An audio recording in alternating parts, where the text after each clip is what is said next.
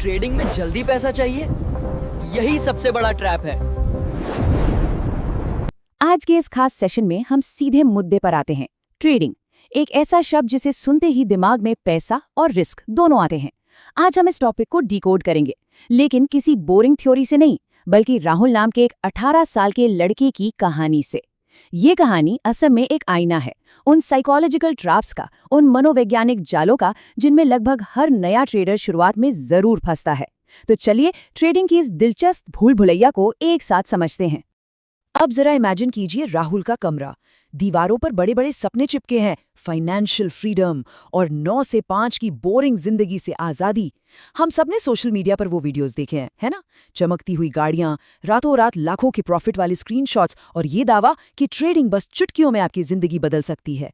राहुल भी इसी अवास्तविक दुनिया में पूरी तरह खो गया था।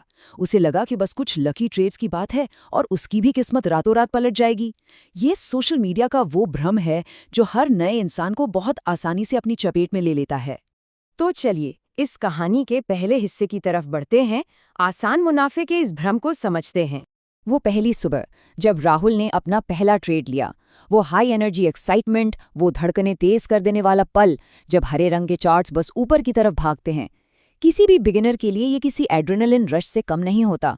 राहुल को कुछ ही मिनटों में प्रॉफिट हो गया। उसने सोचा, अरे वाह, ये तो बहुत आसान है। और देखिए, बिल्कुल यहीं पर सबसे बड़ी गलती होती है। बिगिनर्स एक तुक्के में मिले मुनाफे को अपना टैलेंट या स्किल समझ बैठते हैं, और इसका सीधा नतीजा क्या होता है? Over confidence. राहुल बिना ज्यादा सोचे समझे जल्दी जल्दी ट्रेड्स लेने लगा, लेकिन मार्केट हमेशा एक जैसा तो रहता नहीं है। अचानक चार्ट धड़ाम से नीचे गिरने लगा, और इसके बाद शुरू होता है पैनिक और बदला लेने वाला माइंडसेट, जिसे हम रिवेंज ट्रेडिंग कहते हैं। किसी भी नए अकाउंट को जीरो करने की एक परफेक्ट रेसिपी है। वो प्रॉफिट जो कुछ ही मिनट पहले इतनी खुशी दे रहा था, पल भर में भारी लॉस में बदल गया। जरा उस पल के माहौल को महसूस कीजिए। कमरे की लाइट्स अब डार्क लग रही हैं, बाहर तेज बारिश हो रही है और राहुल के चेहरे पर अब कोई खुशी नहीं है। बस उसके चेहरे पर चमक रही है तो उस गिरते हुए लाल चार्ट की स्ट्रेसफुल रेड लाइट। पसीने से तरबतर होकर वो बस बार बार पेज रिफ्रेश कर रहा है। ये वो कड़वा पल होता है जब मार्केट एक बिगिनर को उसकी सच्ची असली जगह दिखा देता है। और इसी के साथ हम आते हैं इस सफर के दूसरे और सबसे खतरनाक फेज पर, पैनिक और रिवेंज ट्रेडिंग।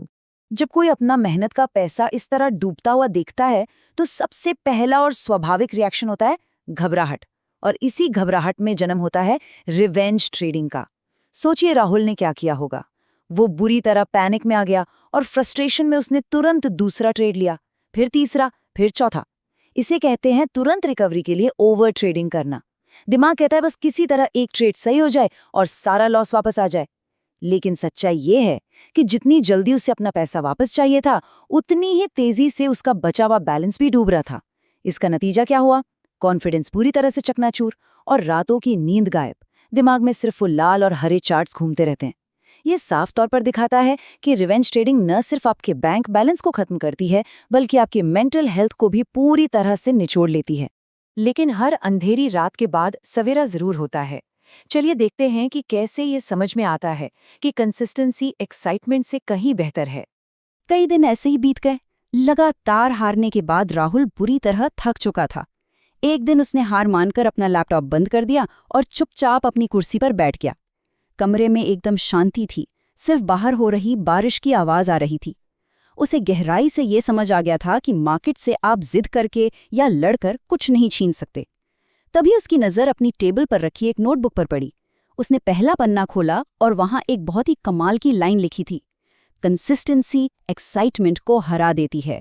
राहुल बस कुछ देर तक उस लाइन को देखता रहा, और सच मानिए, यही उसका अल्टीमेट टर्निंग पॉइंट था। उसे ये एहसास हो गया कि जो असली सक्सेसफुल ट्रेडर्स होते हैं वो रातों रात अमीर नहीं बनते। वो शौकिया जुआरियों की तरह काम नहीं करते।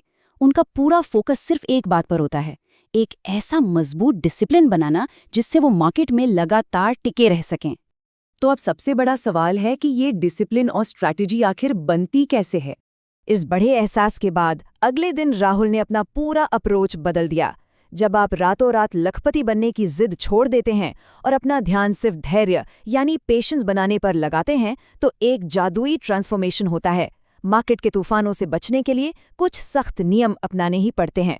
राहुल ने लालच की जगह अब एक प्रॉपर स्ट्रक्चर को दे दी थी। अब वो हर कहीं ट्रेड नहीं लेता था। पहला नियम, वो धैर्य के साथ अपने सही सेटअप का इंतजार करता। दूसरा, रिस्क लेता लेकिन बहुत छोटे और पूरी तरह से कैलकुलेटेड। तीसरा और सबसे ज़रूरी नियम, हर एक ट्रेड को अपनी नोटबुक में लिखना यानी जर्नलिंग करना। और चौथा, अपनी ही गलतियों को एनालाइज करके उनसे सीखना। ये कोई आम नियम नहीं है, ये वो मजबूत कवच हैं जो मार्केट में आपकी जान बचाते हैं। अब अगर हम एक इमोशनल ट्रेडर और एक डिसिप्लिन्ड ट्रेडर के माइंडसेट की तुलना करें तो फर्क एकदम साफ नजर आता है। एक तरफ वो पुराना राहुल है, जल्दबाजी करने वाला, लालच से भरा हुआ और हमेशा हाई स्ट्रेस में रहने वाला। और दूसरी तरफ है नया राहुल, जो धैर्य से अपने सेटअप का इंतजार करता है, बहुत छोटे रिस्क लेता है और सबसे बड़ी बात, जिसके पास एक गजब की शांति है। उसका अकाउंट अब किसी लॉकेट की तरह तेजी से नहीं भाग रहा था, लेकिन वो स्टेबल था। छोटे छोटे प्रॉफिट्स धीरे धीरे जुड़ने लगे थे और इस धीमी लेकिन पक्की ग्रोथ ने उसके अंदर की एंग्जाइटी को हमेशा के लिए खत्म कर दिया और एक ऐसा कॉन्फिडेंस जगाया जिसे हिलाना मुश्किल है। और इसी के साथ हम पहुंचते हैं इस सफर के आखिरी हिस्से पर, ट्रेडिंग की ये मैराथन कैसे जीतें। धीरे धीरे महीने गुजर गए। राहुल अब वो पुराना इमोशनल ट्रेडर बिल्कुल नहीं रहा। अब ट्रेडिंग उसके लिए कोई वाइल्ड रोलर कोस्टर राइड नहीं रह गई थी, बल्कि ये एक बिल्कुल इमोशनलेस रूटीन बन चुकी थी। कोई फालतू एक्साइटमेंट नहीं, कोई पैनिक नहीं, सिर्फ और सिर्फ डिसिप्लिन। यहाँ एक बहुत गहरी फिलॉसफिकल बात समझने वाली है। मार्केट को कंट्रोल करने की कोशिश बनाम खुद को कंट्रोल करना। शुरुआती दिनों में हर कोई मार्केट की दिशा को अपनी मर्जी से चलाने की कोशिश करता है, जो कि पूरी तरह असंभव है। कोई भी चार्ट्स को कंट्रोल नहीं कर सकता। लेकिन असली सक्सेस तब मिलती है जब इंसान ये समझ जाता है कि उसे मार्केट को नहीं, बल्कि अपने खुद के लालच, अपने खुद के डर और अपने इम्पल्सेस को कंट्रोल करना है। और यही बात हमें आज के एनालिसिस के सबसे अहम लेसन की तरफ ले जाती है। ट्रेडिंग कोई 100 मीटर की स्प्रिंट नहीं है कि बस तेजी से भागे और जीत गए। ये एक मैराथन है, एक ऐसा लॉन्ग टर्म अप्रोच जहां रातों रात मुनाफे की जगह स्टेबिलिटी, धैर्य और कंसिस्टेंसी को सबसे ऊपर रखा जाता है। जो लोग शॉर्टकट ढूंढते हैं और तेजी से अमीर बनना चाहते हैं, वो मार्केट से बहुत जल्दी हार कर बाहर हो जाते हैं। लेकिन जो लोग धैर्य के साथ सीखते हैं और स्टेबिलिटी बनाए रखते हैं, वही लंबे समय तक सर्वाइव करते हैं। राहुल अब बिना किसी स्ट्रेस के अपनी बालकनी में खड़ा मुस्कुराते हुए अपने स्टेबल ग्रीन चार्ट्स को देख सकता था, क्योंकि उसने इस गेम का सबसे बड़ा रहस्य समझ लिया था। तो अब अंत में ये पूरी कहानी हमारे सामने एक बहुत बड़ा और सीधा सवाल छोड़कर जाती है। आज हमने बिगिनर्स की गलतियों को बहुत करीब से देखा। अब सोचने वाली बात यह है कि जो लोग मार्केट में नए हैं, क्या वो एक स्प्रिंट दौड़ रहे हैं और किसी भी कीमत पर बस जल्दी पैसा बनाना चाहते हैं, या फिर वो एक मैराथन की ट्रेनिंग ले रहे हैं और एक मजबूत कंसिस्टेंट सिस्टम बनाने पर फोकस कर रहे हैं। हमेशा याद रखिए, फाइनेंस की दुनिया में जीत कभी भी बड़े प्रॉफिट्स की नहीं होती, जीत हमेशा कंसिस्टेंसी की ही होती है। आज के इस एनालिसिस में हमारे साथ जुड़ने के लिए बहुत बहुत धन्यवाद। उम्मीद है कि इस कहानी ने आपको कुछ नया और बहुत ही काम का सोचने पर मजबूर किया होगा।